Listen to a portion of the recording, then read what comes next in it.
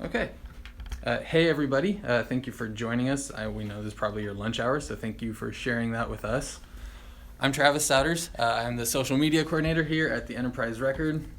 These are all the newsroom folks from the Chico ER. We will just go ahead with a quick pan to introduce everybody left to right here. Editor David Little, City Editor Steve Schoonover, reporter Andre Bayek, Risa Johnson, Laura Ursini, Emily Bertolino, photographer, reporter Heather Hacking, photo editor Bill Husa, and then Dan Rydell. So thank you guys for basically ignoring the news for the next 20 to 40 minutes. So we are talking today, it is 100 days since the Oroville Dam spillway crisis began. And we have some questions we just want to get into, and then we'll open it up to you viewers. If you have questions, you can ask them. I will relay those to these people here. You can ask specifically, or if you have a general question, I will just spit that out to these people here. But we'll go ahead and start with David. David, this is I thought this was an interesting question, and basically with a story as big as the spillway, it was obviously a nationally covered story. It got really big. This is always an issue for you, and that is the issue of what challenges were there for you in covering such a big event with a relatively small newsroom.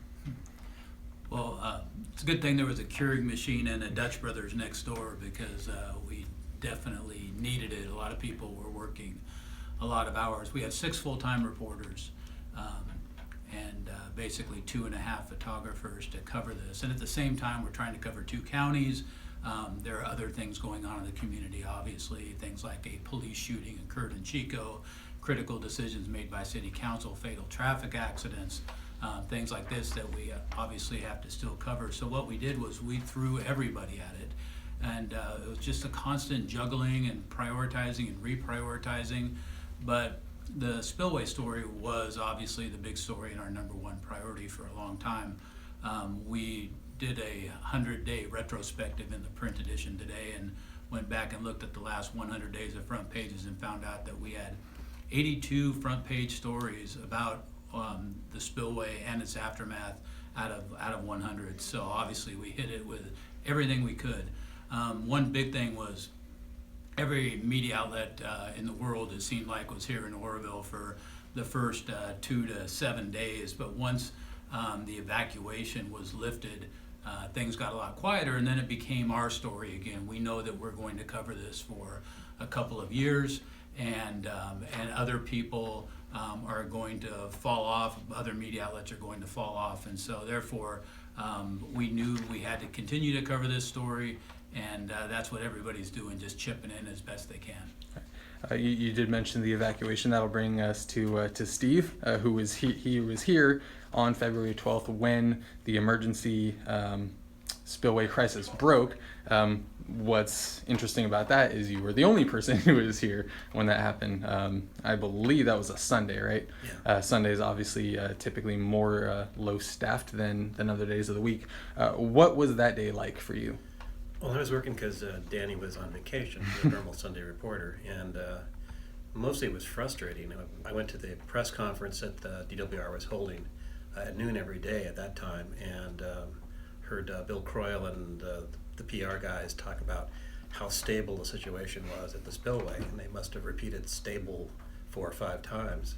So then I went and got some pictures of the spillway and came back to the office and wrote a little short story for the webpage that said everything's fine, and then sat down and fleshed out that story. We were just about ready to publish it when the phone rang, and it was a robocall from DWR saying the spillway increases have been increased immediately from 55,000 to 100,000 CFS, which didn't really go with stable. And that was followed up immediately by another robocall from them that said the spillway is expected to fail within the hour, evacuate immediately, this is not a drill, this is not a drill, this is not a drill.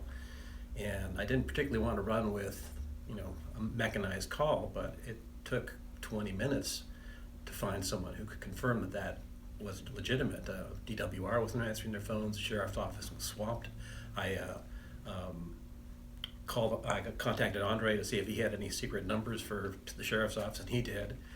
He got to the sheriff about the same time I got to a PR guy from DWR who confirmed that they expected the spillway to fail, and they wanted people to get out of there and put the story together. And then the website wouldn't the website wouldn't take it. It just like would not take the story. We were able to stick it in the breaking news rail on the right side, but there's things that says run for the hills here, and there's a main story here that says everything's fine. And it was like that for about 2 hours until we were able to get some tech to break it free for us. Yeah, a lot of angles to cover for one person. So that does bring us. It was cool because Andre jumped into the story, and Laura and Heather showed up without being asked to come. They just showed up. Everyone knew it was an important story. Everyone wanted to let our readers know what was going on. Definitely, and that does bring us to Andre. Andre, what was it like covering those initial hours of the evacuations and the spillway crisis? Well, for me, jumping on what Steve said, it was incredibly confusing in the first few hours. Outside of knowing that some major emergency was occurring, it was hard to get reliable information in a timely manner and to get that out to people so they know. I'm sure people who evacuated feel maybe not feel the same way, but we're also confused and rightfully frightened.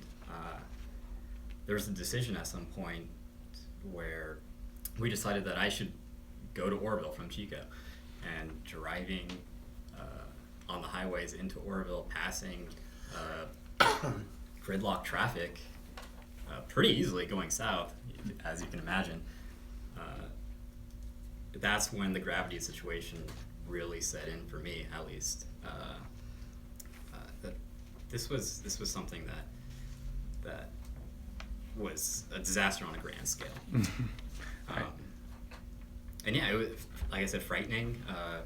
When I was in Oroville, driving empty streets and trying to get up to where law enforcement was staged, when I hit my first roadblock, some traffic cones, I decided to go back to Chico. I was frightened.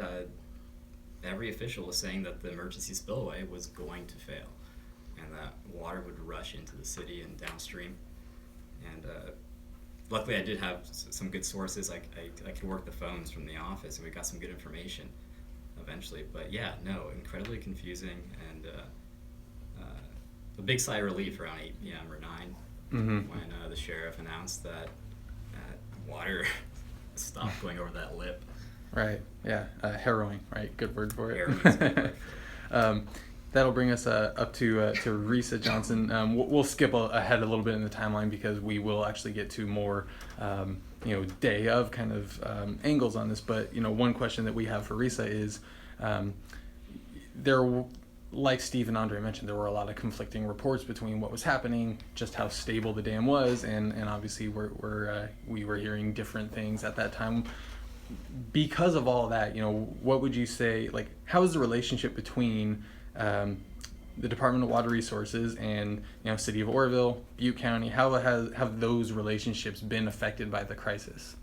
Yeah, it's interesting because it's a different game for the city and the county. So the county has actually been in a lawsuit with DWR for nearly a decade now. And then they also have a petition in the 3rd District Court of Appeals. So that basically has not changed since the situation. On the city's end, there's some talk now about possibly exiting the settlement agreement, which basically calls for about $62 million slowly trickling in through something called the Supplemental Benefits Fund. And that money is eventually going to go to recreational projects, mostly along the Feather River, so mostly benefiting the city. And at this point, 2 counselors at least have said that they want to exit the settlement agreement. From my understanding, this is the first time that any counselors have said that they want to do that. It's unclear whether they actually have the legal grounds to do that, so that's being fleshed out now. And then the most recent news is there's going to be a town hall on Monday, and that's going to be a place for residents to voice their concerns or their opinions about the settlement agreement, whether or not they want to stay in it or not. And again, I'm not sure whether they have the legal grounds to actually exit that. But that's going to be at 5:30 at the State Theater in Oroville on Monday. Okay. So moving on to Laura, you also kind of were in the scene when the evacuation order came. What was your reaction to that on even just on a personal level? Well, I knew that the city editor was working alone here, and I had been part of the ER coverage of the 2008 fires, and I realized how important having many people in the newsroom during a disaster, not only to keep our readers informed and through social media, but just as support of other people here in the newsroom that were working through that. And I got down here and I kind of handled the social media part of it. And it was better than the 2008 fires because we didn't have social media like we do now. And I think we served our readers and our viewers much better. We kept on through information that came out through the police scanners. We monitored Twitter and Facebook, as well as the press releases that were coming in, just to kind of compile everything, as well as we were watching streets, roads, accidents that were happening. We were listening to try to get the evacuees to the best place out of the area while really respecting what was going on and how they felt. I mean, that's a really scary position to be in. So everybody worked really hard. It was, I think David, Stephen, and I were the last ones in the newsroom, and we left about 11:30 that night. And we didn't want to leave. We were afraid something might happen that we might miss. But we were all pretty pooped by that time. So we'll move on to Emily. So Emily, what was the scene like? You were headed to Oroville basically as all this was happening. What was the scene like in Oroville as you were going toward the spillway during the evacuation order? Yeah, it started around 4:30 when I got the call from Steve saying that the evacuation order was issued. So my boyfriend and I hopped in the car and we were driving down Highway 162, where immediately there was cars parked on the side of the roads. A lot of people, not a lot, there were people with trailers. We got to the main hub at Lakeside Market. That parking lot was completely full. There's already lines out of the parking lot for gas, and I knew that was a good opportunity to stop and take some photos to show that this is not a normal day, this is not a normal occurrence. We continued on down into Oroville, closer to Montgomery Street and the area that would be first impacted to see if we could get any,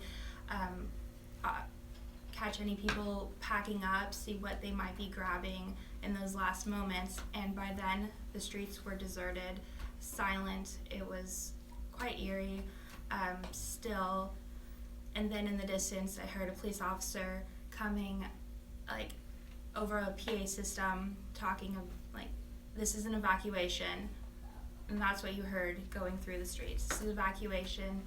I don't remember exactly what he was saying, but it was kind of scary. And at that point, it's time to go, move on, go to a different spot, see what else is happening. And there was a press conference happening at the Lake Oroville Visitor Center. So by then it was dark, and we're driving up. 2 TV news vans come rushing by, and that was sort of the beginning of the influx of surrounding media, national then international. The press conference was a different scene where there felt a lot of uncertainty with if the spillway was going, the emergency spillway was going to collapse. Was the evacuation order necessary? Helicopters flying overhead, and just uncertainty in what this all was going to bring. And that was kind of the scene in those first initial hours. Mm-hmm. So speaking of the evacuation, Heather, you were part of the coverage of both the evacuation and the evacuees, like once they had found a place to go. What was the vibe that you got from those people? Obviously, surely had to be really emotional. What was that like for you? I picked up the story after the scenes that Emily described, and I actually got there when the emergency crew was just setting up, so it was not quite dark yet. So people were just showing up when I got over to the fairgrounds. And I think people were really in shock. They had been rushed out of their house. They'd gone through hours of traffic to get there.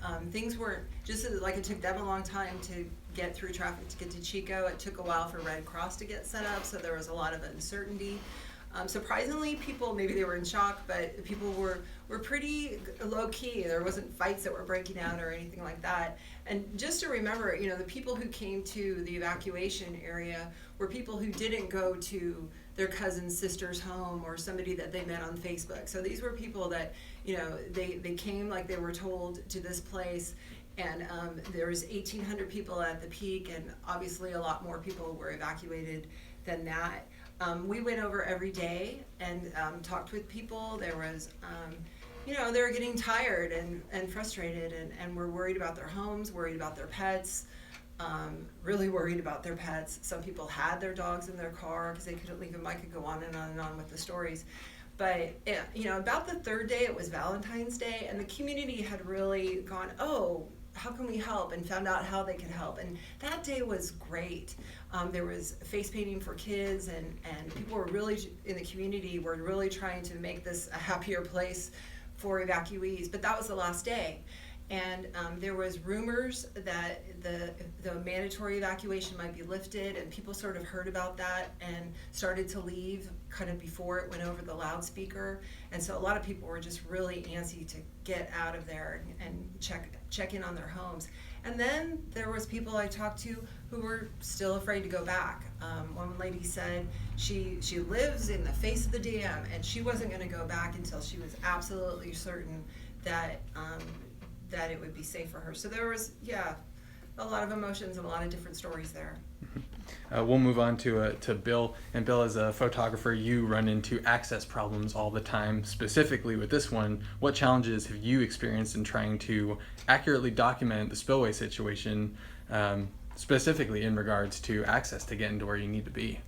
Access has been difficult, and it was difficult in the beginning, and it remains difficult today. The very first day that we heard that there was an issue with the spillway, I tried to get to the spillway, and the road was already blocked off. Myself and Rick Carhart and Mr. Leeds from TV stations here all waited for a DWR guy that they said was going to show up at the roadblock to bring us in and fill us in. Waited for about 15 or 20 minutes and nobody showed up. So we all went our separate ways, and I went around the other side and eventually made my way to the Brad Freeman Trail, where I hiked in and got a view of the spillway and was somewhat shocked at what I saw. And shot that, got it back, got the photos out, and then it was blocked off at the dam. And it's been blocked off at the dam ever since then. So access for working media is bad. It's really bad, and it should be changed, because I think people are having trust issues getting all of their images fed from DWR. It's kind of like having the guard at the prison show you all the photos from inside the prison. Well, any news media being allowed in there and having full access would be better than what we currently have. I hope that will change in the future. From one photographer to another, Dan. So one of the things Bill mentioned is, he was pretty shocked at what he saw. I get the feeling that not a lot of people grasp just how huge the spillway is. Can you give us a sense of scale of like what that scene is like? Yeah, so I mean, every time I go out there, I'm blown away by how big it is.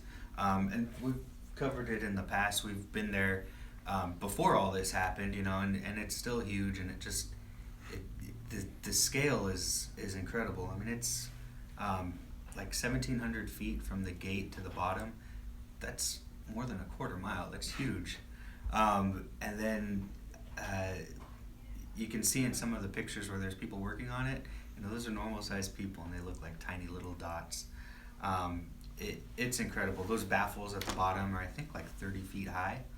So, it's 10 feet to our ceiling, 3 times that, and that huge concrete there is that big.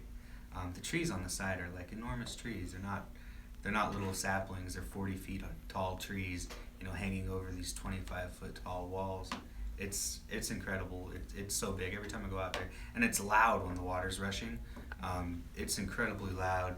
There's spray everywhere. It's huge. It's really, really big. It's hard to to show that in the pictures, because every time I look at the pictures that we take, that Bill's taken and I've taken, you know, you just don't see the scale as when you're standing right there looking up at it. Right, and we tried to do the math, right, and you know, caution journalists doing math, but we figured out what was like if you took 600 6-foot people standing on each other's shoulders, you'd get roughly the height. Is that about right? I think it's or more than that. Yeah, I think that's the length. Yeah. The length, right. Yeah, so it's big. Something like that.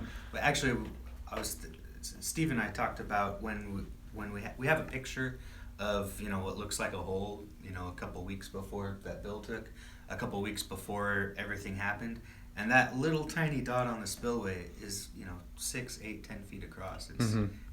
It looks like that big in the pictures, and it's 10 feet wide. It's probably as big as this table here, or bigger. Yeah. Okay, well, you know, that wraps up our questions that we kind of softballed to each other.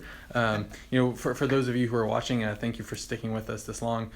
We want to open this up right now for as long as there are people interested to answer any of your questions. Go ahead and put them in the comments for us, and we will pass those along. If not, we'll do just like you want to do, and we'll go get some lunch. But so for right now, you know, there are a couple follow-ups that I wanted to have specifically for Steve and David. Neither of you can take these, and that has been, you know, we talked about this briefly, and that's been the access and trust issues with DWR. What's your take on how that's played out? In other words, when they started, basically, from the beginning of this to right now, I feel like we don't necessarily have the best idea of what's going on, and that's in large part because of DWR. Well, I think one thing people need to realize is that it didn't start with this incident. There was an incident at the Hyatt power plant, I think it was 7 years ago, where 5 workers got injured, 1 horribly injured, and we were told nothing about the incident. So the distrust, well, it started before that, but it grew there. Then there was a power plant fire in Thermal Edo, same thing, couldn't get any information. And for a public agency to act that way towards news media, which represents the public, it's really surprising. And so when this started and we had trouble getting information and getting the true story, and especially getting access to see for ourselves what's really going on, you can't help but wonder what's really going on. Am I supposed to add to that? Yeah, if you have anything. To their credit, DWR does seem to be doing some things a little better than they were, but like Bill says, you can't get to it. You know, calls aren't returned. You can't talk to the experts on the matter. You have to send them emails to a PR person who asks the question to the expert that you really wanted to talk to directly, and then you get an answer to a question you didn't ask.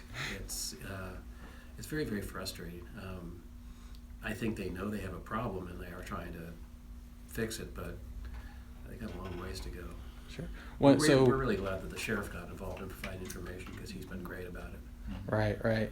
So one question that I have, or something that I'm interested in, is especially in the breaking news cycle, and this is maybe it's more of a general question, but for this specific situation, I think we saw firsthand how hard it can be to keep information flowing, but also keep it accurate, because we also saw a lot of news sources that didn't seem to be concerned with being accurate. We saw people saying the dam was collapsing. That's not true. We saw people saying that the dam was overflowing. Also not true. How hard is it to compete, like in that scenario where you really are kind of fighting against white noise?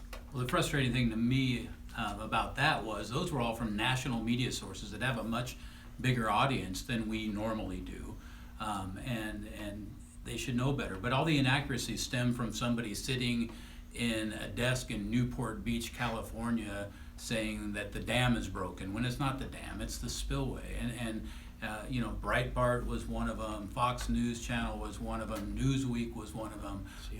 CNN, all delivering inaccuracies, and all of which had no reporters on the ground here.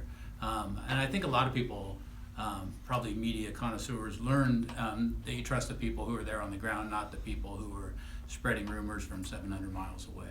Another thing is, our primary concern is our people here, our readers, and I think most of them know that we're going to give them good information. Or, as I said, I wasn't going to go with that robocall right off the bat.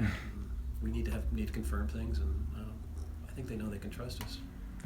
I want to switch this really quick to Risa and Emily. Both of you spend the majority of your time in Oroville dealing with Oroville issues. I'm interested to know how the dam situation has affected the rest of your coverage in Oroville. How maybe city council meetings are affected. Like how big of an issue is this in relation to everything else that's going on? We'll start with you, Risa. Yeah, it kind of overshadows everything going on in Oroville right now. It's come up at, I believe, every city council meeting probably since it happened. They're talking about how they're going to get federal aid, state aid, talking about how they can get the attention of officials. Like one of the counselors, Scott Thompson, is going to the White House soon for something unrelated, but he wants to try to get a letter to President Trump to get more attention. So it's constantly it's overshadowing everything that's going on there. Emily, same question, but through the lens, pardon the pun, of being a photographer in Oroville these days. Once again, it is kind of overshadowed everything, and going in and seeing how has affected the community has been really interesting. With in the beginning, the constant trucks coming and going, and how that really tore up the roads and created traffic issues for people who are normally going down certain roads, had to get rerouted, and just seeing that and how it's affected the community has changed my perspective of what needs to be covered within Oroville. Definitely. Okay, well, we are coming up here on just about 50 minutes. We don't see any more questions coming in from our viewers. I think this is a good time to go ahead and wrap it up. Thank you to everybody in the ER newsroom. Obviously, I'm able to see all the work that these people have done through the last 3 months or so. Pretty incredible stuff to witness firsthand. So I hope that you got to get a taste of that, of kind of what the inside scene has been like as we've covered the Oroville Dam spillway crisis. Thank you for those of you who stuck around to watch, and we will have more Oroville coverage of the dam, of course, probably until the end of time. ChicoER.com, OrovilleMR.com. Thank you, guys.